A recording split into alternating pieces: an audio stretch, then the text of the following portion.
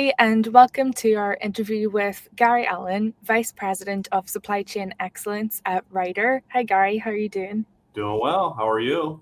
Good, thank you. It's great to be speaking with you. Ryder is this year's premier partner for Automotive Logistics and Supply Chain Global. I just wanted to ask, why is it important for Ryder to take such a visible role at the event, and what conversations are you most eager to have with industry peers? hmm Yeah, I mean, Ryder's been a premier sponsor of auto logistics for many, many years. I think it's been decades, probably whenever it started over here in the US. And, if you're a supply chain professional in the automotive industry, it's a must attend, right? Because it's all about what we do in supply chain. And then, it's focused on automotive industrial.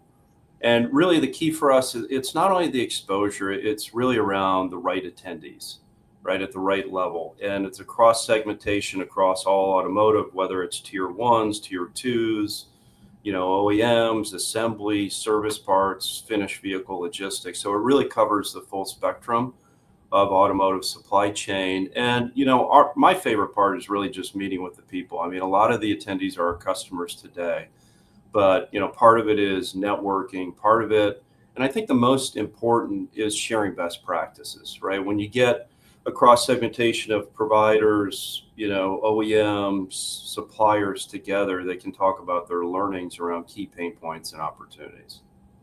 Yeah, absolutely.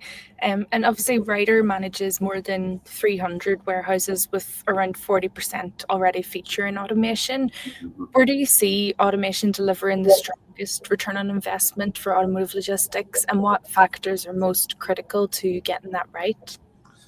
Yeah, what I'd say about kind of automation in the warehouse space, it's really taken off the last probably 7 to 8 years. I mean, automation's been around forever, especially in automotive and the manufacturing side of it. But I would say probably around 2017, 18, we saw a huge increase in the type of automation technologies, the providers out there. And it's been kind of crazy. I mean, if you're in our industry trying to navigate, figure out who's who around the automation space, it is not an easy task for our customers and us as well. So we spent a lot of time, resources, energy around figuring out who's who, what's the right technology. When you think of warehouse automation, a lot of people think about reducing or eliminating travel time, and that's certainly one area. But I'd say really the biggest uptick in capabilities is around trying to automate the putting, putting away and picking activities in the warehouse has been a really huge increase in capabilities. And a lot of factors come down to, certainly the payback. If you look at automation, it depends on the technologies. You have autonomous mobile robots, you have autonomous forks, you have, automated storage retrieval systems, so it really depends on the form factor, number one. But most importantly, if a customer is considering, it comes down to what problem are you trying to solve? Is it a labor problem? Is it a space problem? Is it a quality problem? Is it service levels within the warehouse? Those are the things to think through first. And then it gets into the profile of your business. Everybody thinks, humanoids and automation fits every single application. Well, it doesn't, right? Certain technologies require 2, 3 shift operations. You got to look at, is it a case pick, each pick, pallet pick? What's the form factor you're trying to solve for? And that's a huge element.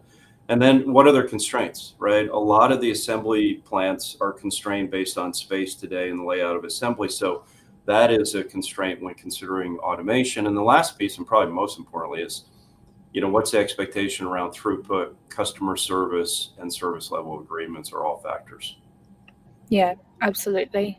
Something you touched on there is automation is spreading, and there are so many different softwares out there, from warehouse management and control software to different robotics platforms.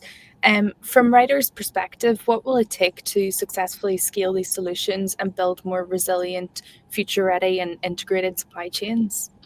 Yeah, I mean, the whole scaling and flexibility is key, right? Those are the criteria you need to consider, right? Is it more about service level and flexibility? And what we've learned over the last 8 years is you have to build in redundancy and backup.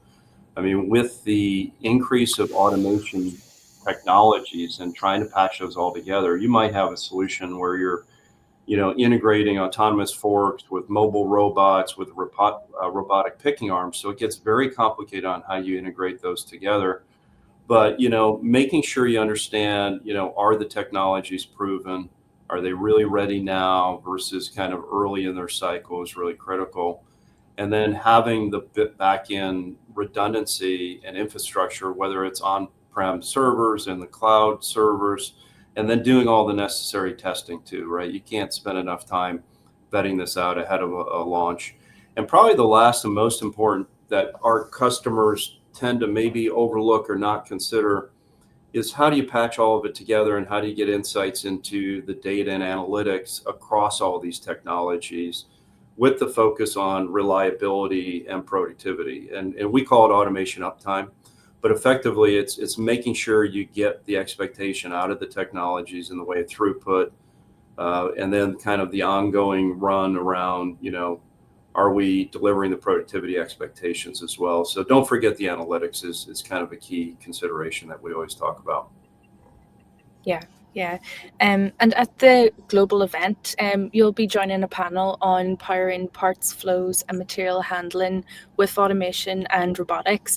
Can you share a few sneak peeks into the insights that you're going to share, or real world experiences you're planning to bring to the discussion, and what you hope the audience will take away? Yeah, no, for sure. I don't want to give away too much, but I mean, we've learned a lot. And really what I want to talk through is our learnings over the last 8 years, what works, what doesn't. And, a few key takeaways and we'll cover a certain amount of case studies, whether it's assembly line, OEM, tier one solutions and service parts. So we'll cover the case studies. But I think the biggest thing is the takeaway around how the attendees can utilize the information to make their operations better. And to me, it really starts with kind of knowing what's out there, doing the investigation, kind of the R&D, vetting the tech out, because a lot of the technology in many ways is commoditized, right? The hardware side of it is almost a commodity in certain solution types. So it really comes down to knowing what you're looking for around how to integrate it, how to bring the data together, and then how to optimize and get the most out of your investment to make sure you hit the return expectations, because these things aren't cheap. I mean, you're talking about millions of dollars. And so you need to do it right up front. And that's either, partnering with the right manufacturing provider or understanding what capabilities that either you need to build or you need to partner with a company like Ryder to make sure you're successful in your automation investments. So please join us. It should be a fun panel session. Yeah, I'm looking forward to hearing more and to seeing you in Detroit very soon. Thank you very much, Gary, and yeah, we'll hear more about that in Detroit. You Thank you. got it. Looking forward to it. Thank you.